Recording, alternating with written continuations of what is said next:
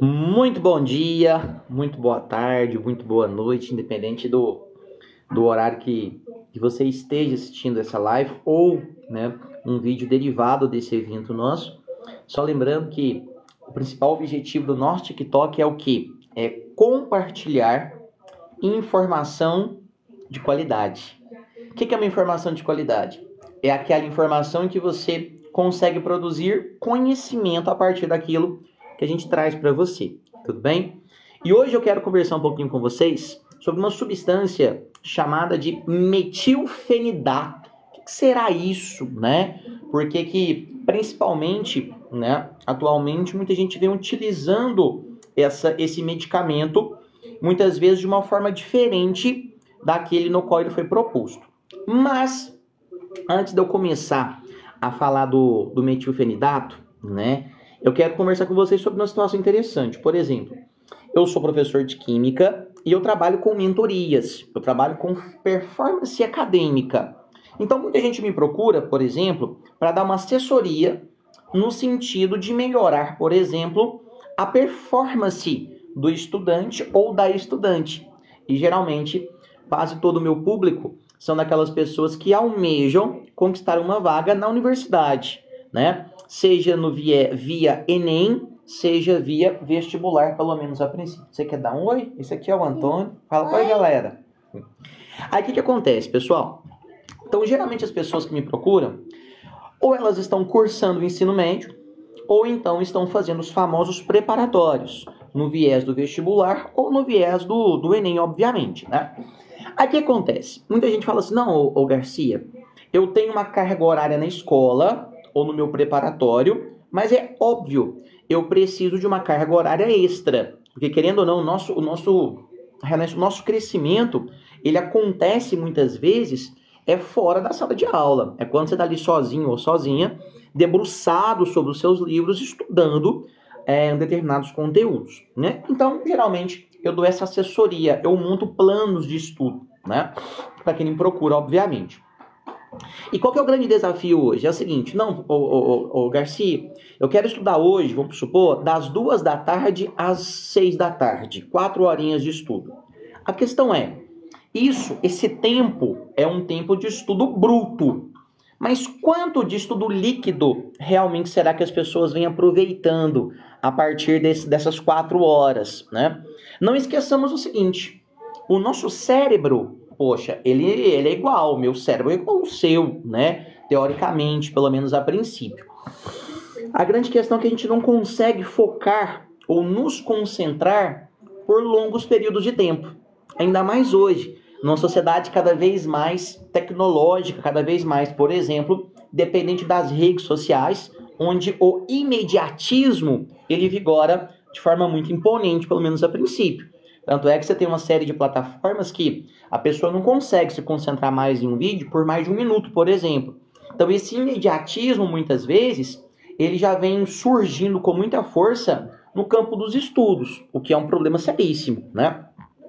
Mas normalmente, quando a pessoa está comprometida, o cérebro da pessoa ele consegue ali focar na leitura, na resolução de exercícios, na confecção do mapa mental, enfim, consegue focar naquilo que está estudando, cara, por no máximo 30, 40 minutos. Depois disso, o nosso cérebro ele começa o quê? Sofrer uma série de distrações e nós perdemos a atenção. O nosso foco ele vai lá para o chão, o que não é nem um pouco interessante quando a nossa preocupação é o aproveitamento, né? Tanto é que normalmente a gente indica muito a técnica de Pomodoro, né? Que é aquela que você estuda durante um curto período, descansa ou tira a atenção daquilo que a pessoa está estudando e volta a estudar novamente. Um Pomodoro dura cerca de 2 horas. Então você pega lá 30 minutos no gás estudando, deu 30 minutos, descansa 5. Pega mais 30 minutos no gás, depois descansa 5. Isso ajuda a melhorar o aproveitamento, pelo menos a princípio, né? Quem utiliza Pomodoro, quem utiliza ciclos de estudo, geralmente tem um bom aproveitamento, lógico. Se a pessoa ela está comprometida com a proposta que ela tem, que é a aprovação, né? Eu sempre digo que todo mundo quer ser aprovado, Todo mundo quer, né? Nossa, eu quero aquela minha tão sonhada vaga na universidade. Mas o que vai determinar a sua aprovação ou não é o quanto você quer essa aprovação. Como que você está disposto ou disposta a investir tempo, geralmente, para que você tenha uma boa preparação e, por consequência, você colha bons resultados durante a realização das provas, que cada vez mais elas são tão concorridas, né? Mas e o que acontece, tá? Então você tem essa questão da preparação e tudo mais. Muitos alunos, né, não meus, mas de uma forma geral, vêm buscando alternativas para conseguir ficar focado por mais tempo. Simples assim, né?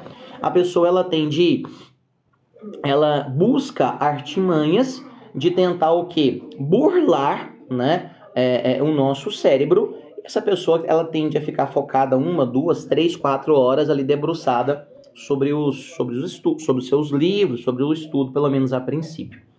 A questão é a seguinte: qual será o tipo de substância que essas pessoas vêm utilizando com esse viés, né?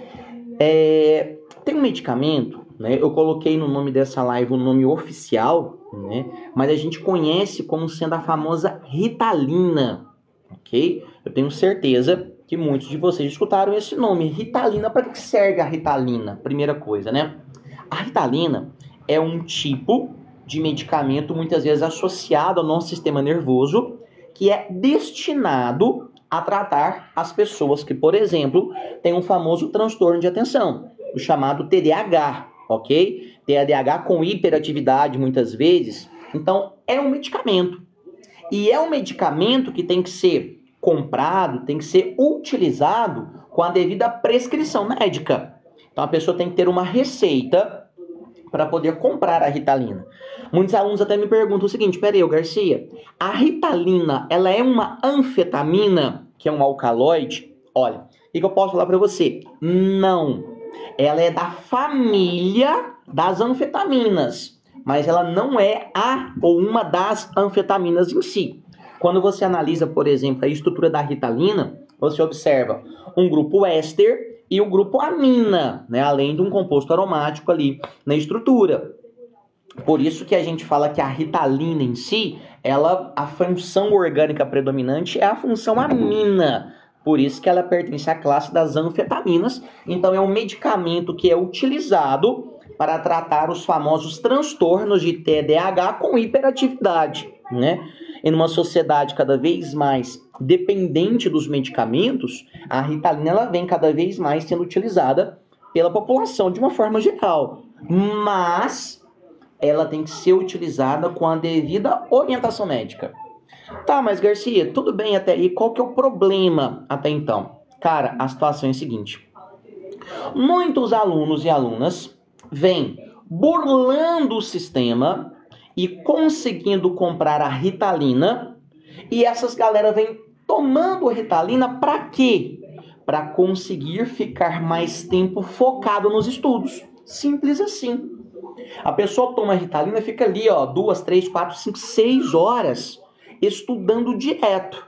Porque a Ritalina, querendo ou não, ela vai afetar os nossos neurotransmissores. Ela vai afetar uma série de hormônios que vão ser liberados durante o seu período de ativação. Um exemplo deles é a dopamina. Então a pessoa ela fica ali, ó, focada por mais tempo. E por consequência, essa pessoa, ela acha que ela está tendo um melhor aproveitamento. A questão é, será que esse aproveitamento realmente ele tem uma lógica? Será que é um aproveitamento real? Cara, o que eu tenho para te falar é o seguinte: lógico, tudo dentro do viés da ciência. Não, ok? O nosso cérebro, ele continua funcionando da mesma forma. Você consegue ali, ó, picos de atenção por 40, no máximo 50 minutos. Depois desse tempo, se você não diminui a frequência de pensamentos, você não dá uma descansada, cara, você está conquistando informação vazia. Aquilo vai se perder ao longo do tempo. E é justamente isso que a gente não quer. Então tem muita gente utilizando a Ritalina fora da sua prescrição original, que é para tratar o que? TDAH e hiperatividade. Muitos alunos mal informados vêm consumindo Ritalina para estudar mais. Mas cientificamente eu te falo, não existe nenhuma pesquisa que corrobore com isso. Muito pelo contrário. O consumo de Ritalina sem o devido acompanhamento médico vem trazendo uma série de efeitos colaterais. Por exemplo, perda de apetite. A pessoa ela começa a deixar de se alimentar corretamente. A pessoa ela começa a perder peso. A pessoa que está utilizando a Ritalina sem a devida prescrição, ela vem enfrentando crises de insônia. Por quê? A Ritalina ela é um estimulante, querendo ou não. Eu falei agora há pouco. Ela pertence à classe das anfetaminas. Não é uma anfetamina, mas pertence à classe das anfetaminas. E, obviamente, essa hiperação do medicamento na corrente sanguínea da pessoa faz com que esse indivíduo ele encontre dificuldades em dormir, o que não é nada saudável.